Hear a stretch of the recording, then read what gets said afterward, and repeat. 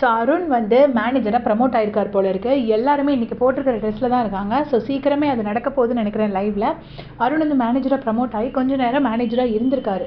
ஆனால் அவர் மேனேஜராக சரியாக ஒர்க் பண்ணலன்னு இப்போ அவர் மேலே கம்ப்ளைண்ட்ஸ் எழுது. இதுதான் இன்றைக்கி செகண்ட் ப்ரமோவில் காமிச்சிருக்காங்க. ஸோ தர்ஷிகா என்ன சொல்கிறாங்கன்னா, அவர் வந்து மேனேஜராக ரொம்ப முரண்படுற மாதிரி இருக்குன்னு. இங்கே வந்துருந்து எல்லாரு கூடயும் சண்டை போட்டுட்டு இருந்திருக்காரு போல இருக்குது. அவர் எங்கே போனாலும் சண்டை தான் போடுவார். இங்கே வந்து சண்டை போட்டுட்டு இருக்கார் போல இருக்குது. அதுக்கப்புறம் மஞ்சரி என்ன சொல்கிறாங்கன்னா, முழுக்க திரும்பவும் எனக்கு ஒரு யூனியன் லீடரை பார்த்த மாதிரியே தான் இருந்துச்சு அப்படிங்கிற மாதிரி சொல்கிறாங்க. தீபக் என்ன சொல்கிறாரு அப்படின்னா, நீங்கள் வந்துட்டு ஒரு கிடைச்ச கொஞ்ச நேரம் ஒரு வாய்ப்பை நீங்கள் பயன்படுத்திக்கவே இல்லை, ஒரு மேனேஜராக நீங்கள் இருக்கவே இல்லை அப்படிங்கிற மாதிரி தீபக் சொல்கிறாரு. முத்து என்ன சொல்கிறாருன்னா, ஒரு உழைப்பாளியோட ரெப்ரசன்டேட்டிவாக இருக்கிறதே தவிர மேனேஜராக இருக்கக்கூடிய தகுதி நீங்கள் இழந்துட்டீங்கன்னு தான் நாங்கள் சபை முடிவெடுத்துருக்குறோம் அப்படின்னு சொல்லிட்டு பிக் பாஸ் முன்னாடி தீபக் அறிவிக்கிறாரு.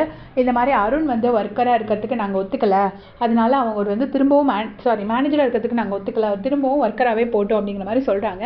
எனக்கு என்ன ஆச்சரியம்னா, அருண் வந்து இந்த மாதிரி வேண்டாத்தனம் பண்ணுறது திரும்பவும் ஒர்க்கர் ஆகணுங்கிறது தான்.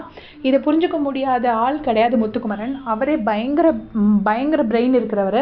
ஸோ அவர் ஏன் அதை கண்டுபிடிச்சி அவரை திரும்ப வந்து ஒர்க்கரை அனுப்புகிறாருங்கிறது எனக்கு இந்த இடத்துல கொஞ்சம் சந்தேகமாக இருக்குது. ஆனால் சௌந்தர்யா சரியாக பிடிச்சிட்டாங்க அந்த இடத்துல. அவங்க என்ன சொல்கிறாங்கன்னா, எனக்கு இதில் உடன்பாடு இல்லை பிக் பாஸ் அப்படின்னு சொல்கிறாங்க. அருண் வந்து இந்த ட்ராமா போடுறது எல்லாமே எதுக்குன்னா, அவர் வந்து திரும்ப ஒர்க்கர் ஆகணும், அவருக்கு வந்து ஷோவில் பெருசாக பண்ணணும் அப்படிங்கிறதுக்காக தான். ஏதோ தொழிலாளர்களுக்காக இவர் உழைக்கிற மாதிரி.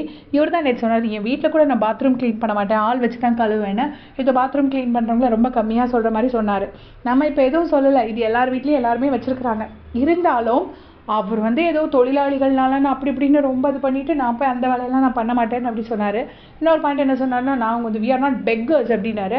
ஸோ இப்போ பிச்சைக்காரங்கன்னா எவ்வளோ கேவலமாக வேணால் நடத்தலாம்னு அர்த்தமா அந்த இடத்துல? அப்படி கிடையாது.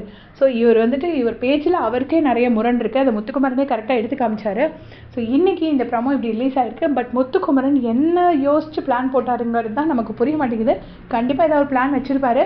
அந்த ரகசிய பிளான் தெரிஞ்சால் கமெண்ட்டில் சொல்லுங்கள். தேங்க்ஸ் ஃபார் வாட்சிங்.